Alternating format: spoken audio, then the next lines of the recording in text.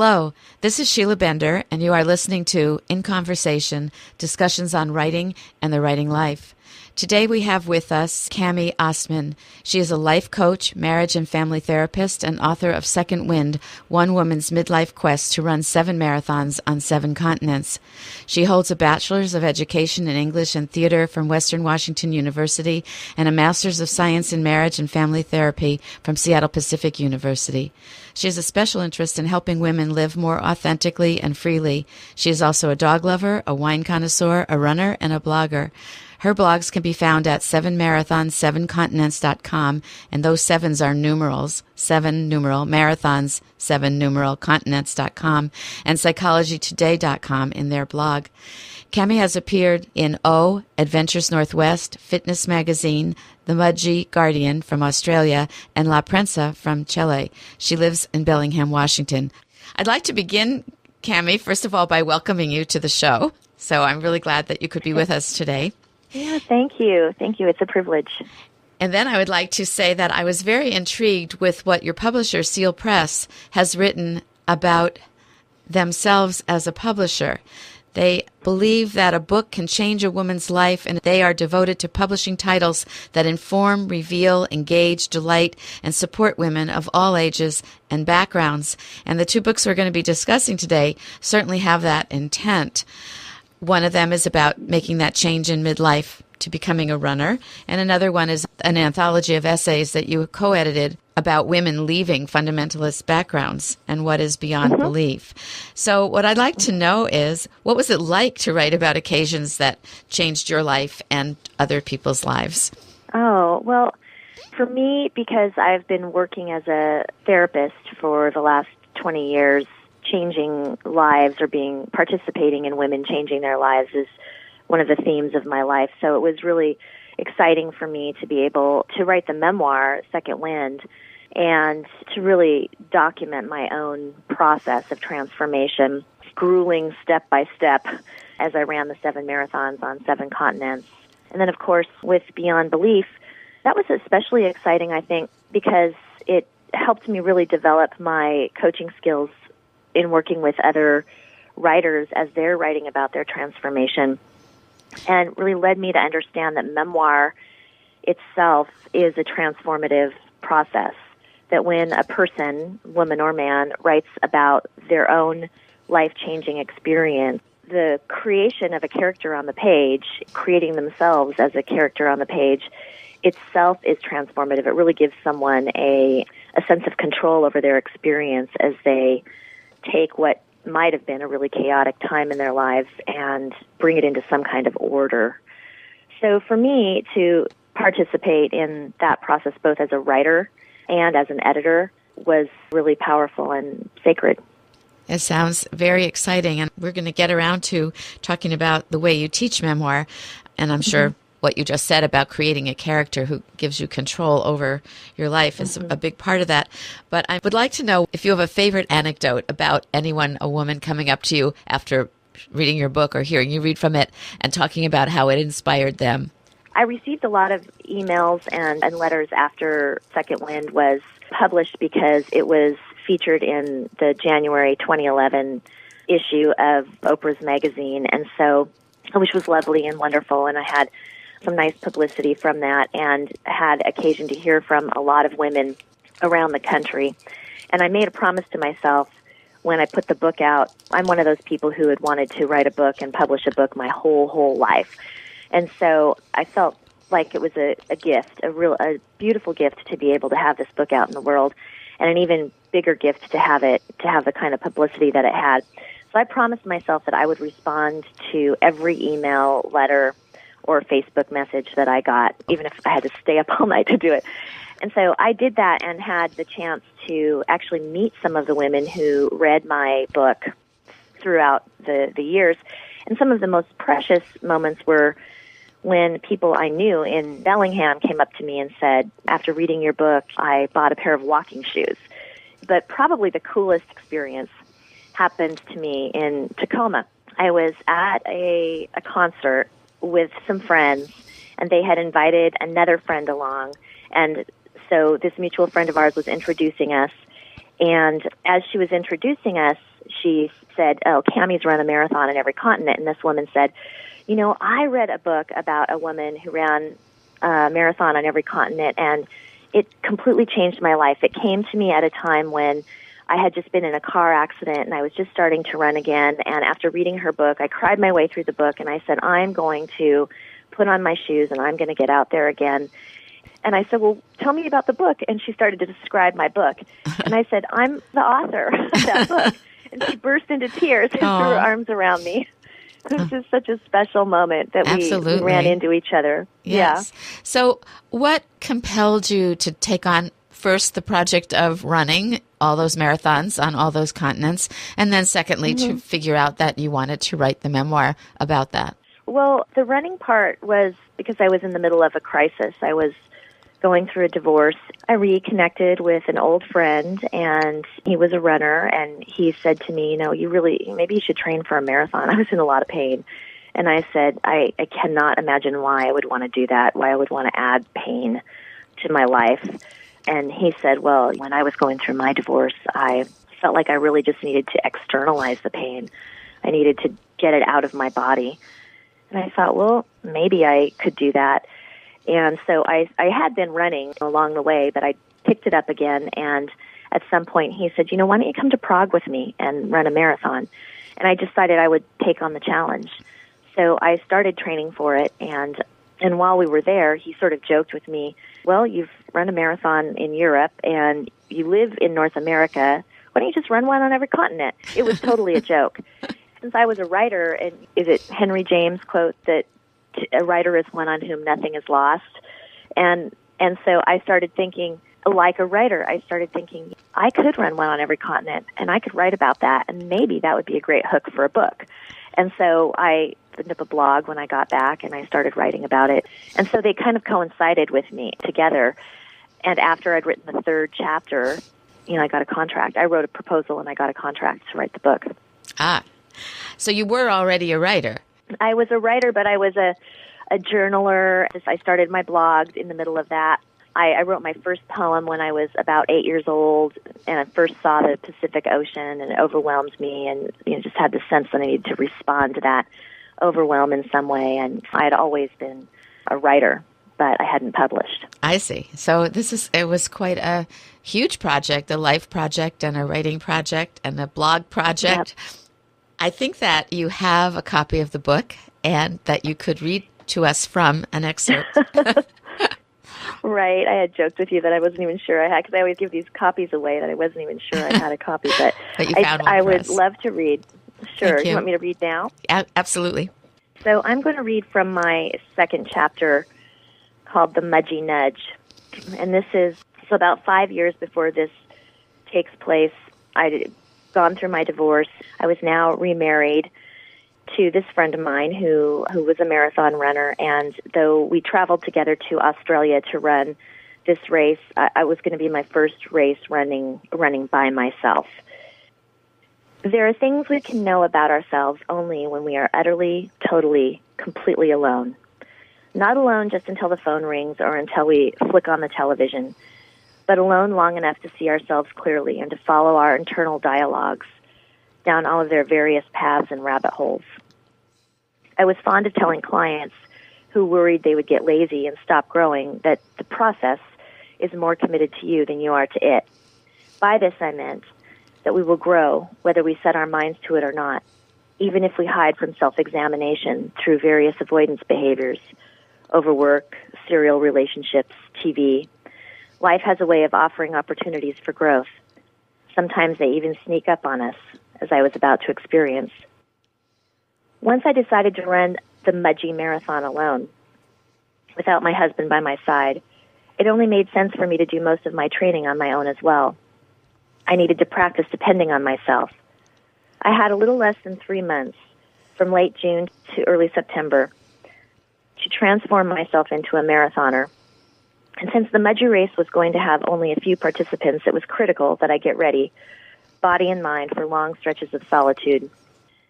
Vancouver's cold and rainy half marathon, which I'd run a few months earlier, had given me the shove I needed to take complete ownership over my decision to become a marathoner. It had also given me a glimpse into my inner bitch, part of myself I had successfully pushed aside for many years. I'd been raised to be a nice, sweet girl, but ever since taking up running and pushing myself through nasty weather, chafing, snot, muscle cramps, and sore joints, I hadn't been able to pull off nice when I didn't feel nice. The inner bitch I had contended with in Vancouver wanted her due. Over the years, she'd been ignored, pressed into silence, belittled, delegitimized by religious and cultural forces, invested in shutting her up. So many women get caught in a too-nice dungeon where the bitchier, angrier parts of us never see the light of day, at least not honestly. We call it depression. I'd spent too much time there, and I never wanted to go back. The starting line in Mudgee was only a 7-minute walk from our hotel. The morning was thick with wet fog, and it was chilly, maybe 47 degrees Fahrenheit. We came into view of a cinder block building at the top of a smooth knoll surrounded by soccer fields where the finish line and time clock had already been erected. The clock read 00. It was ready to go. A couple of volunteers were bustling behind a table nearby, dividing refreshments that would be distributed to the aid stations. The 98 participants were standing around, clutching themselves to stay warm, stretching and snapping pictures. I'd never been to such a small running event. I sized up the athletes. It was impossible to tell who might be at the back of the pack, if you could call it a pack, with me. I felt panicked. I wasn't a seasoned marathoner after all. I didn't know yet that I could trust my body to do what it had been taught to do, with or without step-by-step support. In those moments, as I waited for the race to begin, I found myself wrestling with a nasty, niggling mixture of self-doubt and fear. I stood shivering in the fog, breathing in the eucalyptus-scented air, with only a handful of other athletes, terrified of being alone for the next several hours and mortified at the thought that, having come halfway around the world for this event, I might fail. What was I doing here? How was I going to run 26.2 miles all alone with my difficult, discontented self? Every long training run I had done had been a major mental effort, an exercise and sparring with my every thought. Now I had that to look forward to, as well as emerging panic that my body wasn't really ready, wasn't strong enough for this challenge. I'd have no one to push me along in the last miles if I wore out. A few minutes before the starting time, I seated myself at the back of the tiny pack, and a moment later the race began. Poof, without any fanfare. There was no horn or gun or even a megaphone, but someone at the starting line must have yelled go, for everyone began running. Some things, even some of the most life-changing experiences, start that way. No one says, this, fill in the blank, is going to be one of the most radical rites of passage you will ever travel through, so pay attention. Someone just says, okay, go ahead now, and you find yourself in the middle of an unexpected lightning storm with your life flashing before you. You are listening to KPTZ 91.9 FM, Port Townsend. In case you just joined us, you are listening to In Conversation with Sheila Bender, discussions on writing and the writing life. Today, Sheila is talking with Seal Press author Cami Ostman about her nonfiction works about finding authenticity through running. As you were reading, I'm thinking that perhaps your need to focus at the same time to be open to experience with your training and running these marathons, there might be a very strong analogy to writing. And I'm wondering if you feel that and might talk about that a little. I think that the running is such a slow process, and I actually use running as a metaphor for writing when I'm working with students and clients. With running, you start out really only being able to run a mile, and then you repeat that mile the next day and push a little further, and then you have half a manuscript and you start over again by reading it and revising it. And that's a lot like marathon training. You're running and rerunning the same miles over and over again and pushing yourself just a little further each time. And I think that's what the writing process is like. You write and then you go back and you see what you've missed and you rework it and you push a little further and you add words to the manuscript, imperfect words. And then little by little you craft something that looks like a complete project. That's the same way it is with marathoning. Finally, you get up there to the event and you do it, and you finish it, and there it is. I agree. Only there's nobody else usually shooting off the starting gun or telling us to start. True enough. We have to really find that motivation in the same way that a runner, like had to find that motivation to train and to do it. I mean, I think almost anything is actually self-directed. But I think as writers, we sometimes feel like if nobody asked us for this, we can let it go. And then to listen to what's compelling us to write and decide that it's important. I think especially you were talking about having found the inner bitch and the not nice person. And I think that is a struggle for especially women writing, that we have been taught to cover up truths rather than say them. That is so true. And I think that in Whatcom County in September, we do something that we call Wa-Mem-Rimo, which nobody can say. It's Whatcom Memoir Writing Month.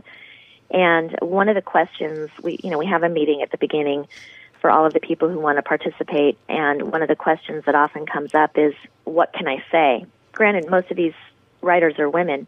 What can I say? And what if I don't remember something exactly? Or what if my sister remembers it differently? And the thing that we're always encouraging those writers to do is to write as if no one's looking over your shoulder. Write what you really want to and need to say, the truths the things that you feel you cannot write about. Go ahead and write it and worry about publishing later. So is this Memoir Writers Month to do with the organization you're involved in called Red Wheelbarrow Writers? Yeah, right. Maybe you could tell us more about that organization, its goals, and how it operates. I would love to. I love the Red Wheelbarrow Writers. And the way that it came about is that three writers in Whatcom County, Laura Kalpakian, myself, and Susan Tive, who is my co-editor on Beyond Belief, my other book, The Secret Lives of Women in Extreme Religions, we all got together and put on a workshop. I think we had about 25 writers attend, and spontaneously after the workshop, a number of us went out to happy hour and brought along what we'd worked on in the workshop and read from those pieces. And somebody, I can't remember who honestly now, said, we should do this again next month.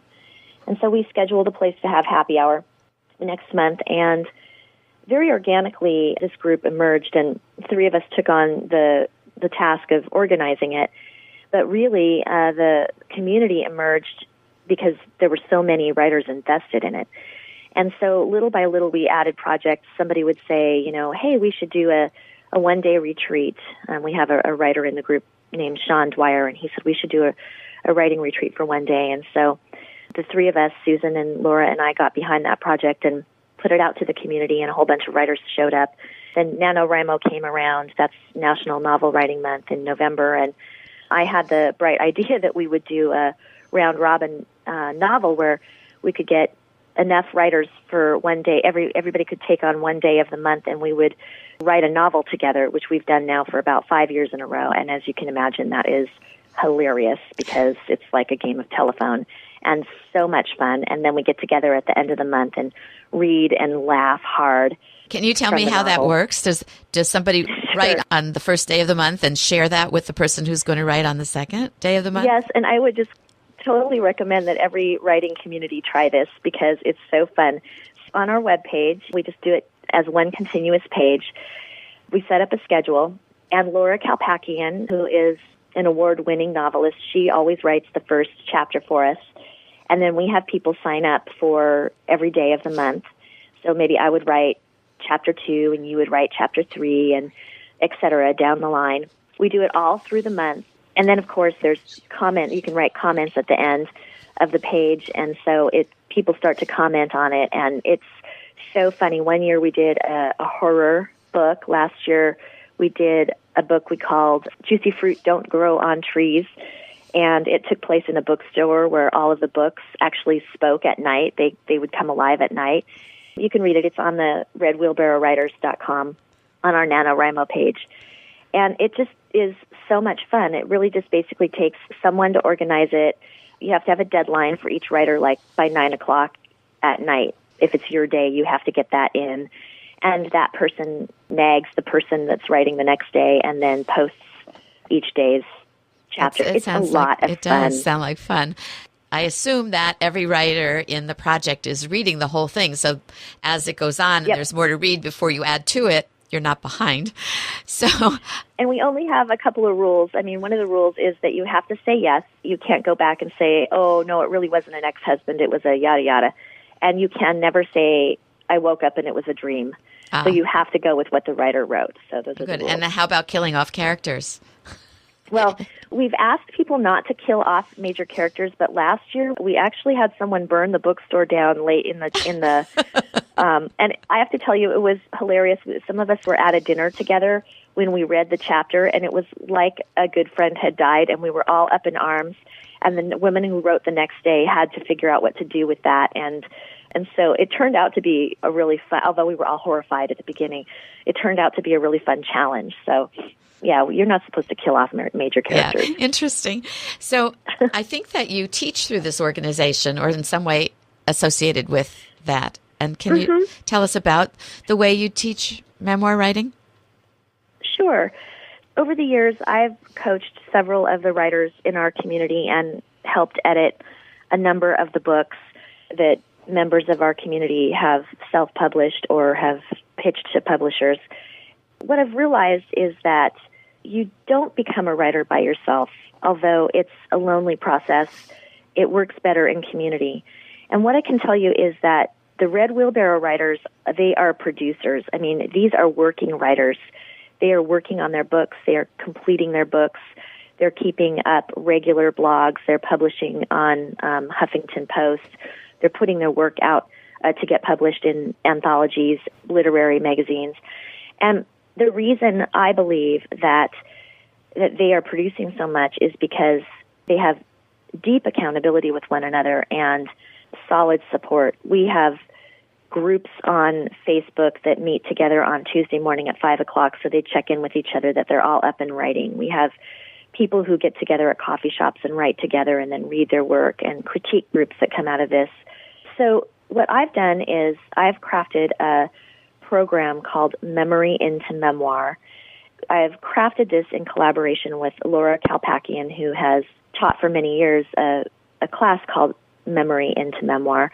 And I'm running a pilot program this year, which is all online, so people can participate from all around the country. We'll have classes on various topics like dialogue or scenic depiction. We'll also be talking about publishing. And then we have critique group that happens online, a Facebook page for support and accountability, and every writer will get 4 one-hour coaching sessions with me during this 9-month program. So it is a wraparound support program with the goal of every writer who participates in it getting 50 to 70,000 words of a workable manuscript. And by workable, I mean that they can take this to a developmental editor at the end of the 9 months for their final edit. It's a big project. I'm very, very excited about it. We'll be running it every year, starting in October. Just thrilled and excited for the writers who are participating in it this time through. So if people want to figure out how to join in, they would go to the Red Wheelbarrow Writers website, or would they go to Memory into Memoir? They would go to, at this point they would go to mine, so it would be www.camiostman.net/memory-into-memoir. And let's spell your name for them, for listeners. Sure, it's Cami, CAMIO, S as in Sam, T as in Tom, MAN.net. Thank you. Thank you. It's one of the things now about screen names. It's hard to say them, first of all. Yeah. And then to make sure people understand the spelling. So thank you very much. Yeah, sure. What authors have you read in your search for authenticity and inspiration to grow and develop both as a person, a runner, and life coach, and now a writer too, and teacher? Well, I have some classics. The writers that I think everyone should read: Women Who Run with the Wolves by Clarissa Pinkola Estes, The Artist's Way by Julia Cameron, obviously. I think some of the more recent books that have been inspiring to me, Wild by Cheryl Strayed as a quest memoir. I love to talk about her work in my classes because she has a formula in her chapters, which is inspiring to me as a writer. I think we oftentimes think that we need to come up with something really original. We do, in that your story only you can tell. It deserves to be told, and you need to tell it. You don't have to recreate the wheel. And Cheryl's done a great thing in her book. She starts on the trail, and every chapter flashes back and then comes back to the trail. Anybody can write into that formula. So I really love her both as a quester, someone who's searching for something, and as a writer in her in terms of the formula that she uses. Big Magic is great, the newest one by Liz Gilbert, of course. And then I would have to say that some of the local writers that I've worked with have really inspired me. Colleen Haggerty, who wrote A Leg to Stand On. It's a book that I edited, but as I edited it, I was deeply inspired by her. It's the story of a woman who had her leg cut off in an accident when she was 17, and her quest to find normality and the passion that she had behind her story, wanting her children to understand how she became the person that she is. Another local writer from the Red Wheelbarrow Writers, Bob Duke, who wrote a book called Waking Up Dying, about his caregiving journey with his wife while she was dying of brain cancer. Both of these authors inspired me, partly because I had my hands on their work. Another writer that I worked with, Leah Lax, who also published in Beyond Belief, and her journey to come out of Hasidic Judaism and come out as a lesbian. Her book is called Uncovered and is doing quite well. It must feel really spectacular to have helped people birth those kinds of books, which have great meaning to others as well, obviously to the writer, which goes back to what you said earlier in our conversation about how writing helps people create a depth in their life and an understanding, something like what you said, which was so beautifully stated, how memoir develops a person, the person writing it as well as the people reading it. We're out of time, and I wish that we weren't, because I would love to hear more and more about your journey. But I think you've hit some really high points for listeners and for anyone interested in writing and reading. So I want to thank you so much, Cami, and I want once again to tell people about your website. Maybe it's best if you mention it again. Where's the best place to find more about you and your work? Sure. Thank you so much for our conversation, Sheila. And people can find my work at camiostman.net, and they can find the Red Wheelbarrow Writers at redwheelbarrowwriters.com. Thank you so much. My pleasure. In Conversation is produced by Sheila Bender and edited by Charlie Fleischman.